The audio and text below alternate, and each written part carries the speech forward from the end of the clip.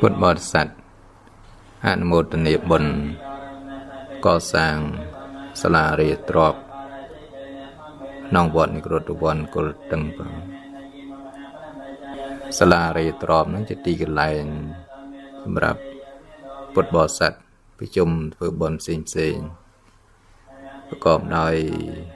សទ្ធានិងបញ្ញាក្នុងពុទ្ធសាសនាបើយើងនិយាយពាក្យថារៀនទ្រព្យនេះជាទ្រព្យរបស់ព្រះអរិយជាមរតករបស់ព្រះសម្មាសម្ពុទ្ធនៅក្នុងវិន័យមួយចំណុចតកតងព្រះរាហុលចូលទៅសុំទ្រព្យមរតកដែលជាកំណប់ទ្រព្យកើតដំណើរនឹងថ្ងៃដែលព្រះសម្មាសម្ពុទ្ធព្រះអង្គប្រសូតព្រះនាងពំពាឲ្យព្រះរាហុលទៅសុំមរតកអំពីព្រះសម្មាសម្ពុទ្ធដោយយល់ឃើញថាកូនជាម្ចាស់ក្នុងការទទួលមរតកអំពីបិតាពេលព្រះរាហុលទៅសុំកំណប់ទ្រព្យអំពីសំណាក់ព្រះសម្មាសម្ពុទ្ធព្រះអង្គមានសេចក្តីត្រេះរិះថារាហុលប្រាថ្នានៅទ្រព្យណាជារបស់បិតាទ្រព្យនោះជាទ្រព្យជាប់ទៅដោយវត្តៈចឹងព្រះអង្គនឹងធ្វើឲ្យរាហុលកុមារហ្នឹងបាននៅទ្រព្យដែលជាលោកុត្តរៈគឺអរិយទ្រព្យទាំង7ប្រការហ្នឹងអរិយទ្រព្យទាំង7ប្រការហ្នឹងទី1សទ្ធាតនੰទ្រព្យគឺសទ្ធាទី2សីលតនੰទ្រព្យគឺសិលទី3ហិរិតនੰទ្រព្យគឺហិរិការខ្មាស់ខ្ពើមបាបទី4អតបតនੰទ្រព្យគឺអតបៈ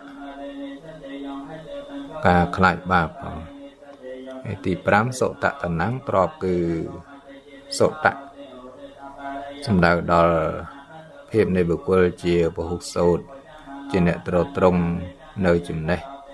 សន្សំទុកនៅចំណេះធម៌ទាំងឡាយជាអ្នកចេះដឹងច្រើនហើយទី6ទៅគឺចាកៈតនੰចាកៈតនੰទ្រព្យគឺ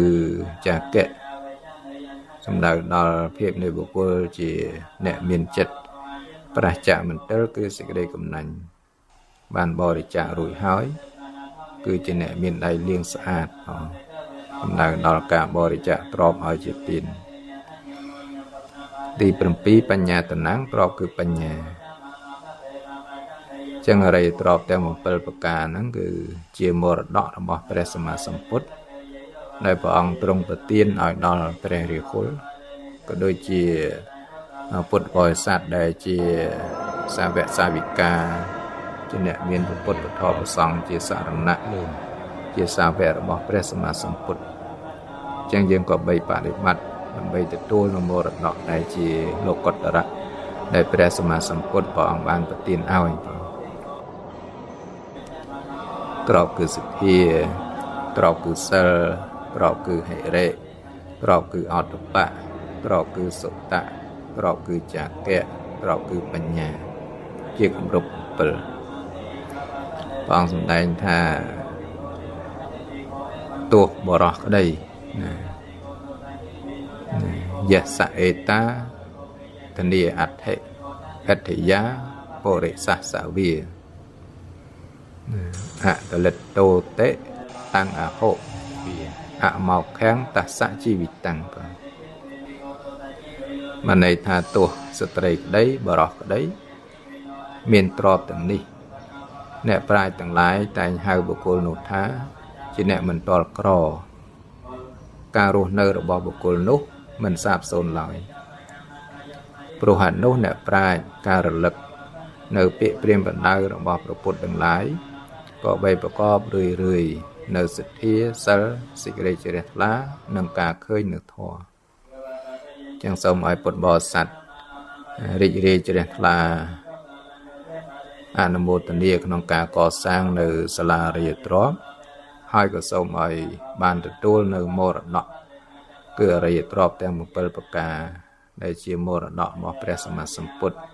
បានសម្រេចនៅលោកកតរធម៌រួចផុតចាកទុក្ខទាំងពួងប៉ុណ្ណាសូមអនុមោទនាសូមអនុមោទនា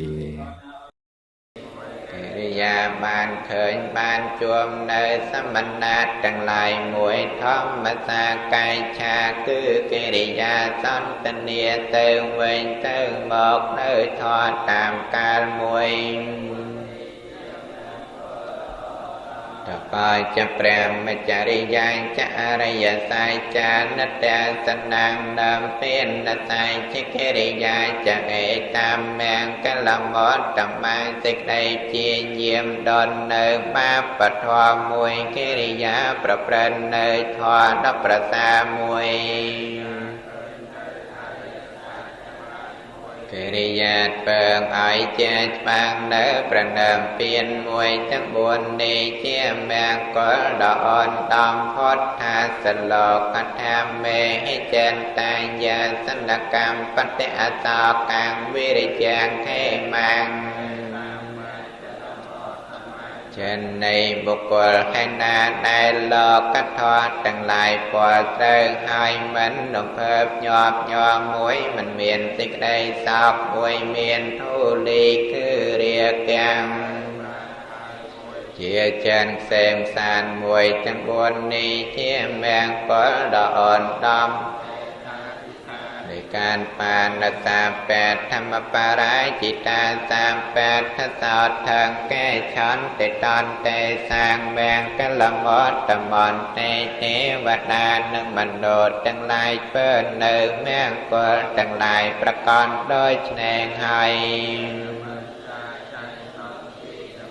តែងដល់នៅសិរីសួស្តីក្នុងទីទាំងពួងមនាលទេវតាអ្នកចូលប្រកាន់ជឿថាមង្គលទាំង38ប្រការមានកិរិយាមិនតាមគុំនៅបុគ្គលពេលមនុស្សទាំងអំបាដូចជាមង្គលដ៏អត់ដល់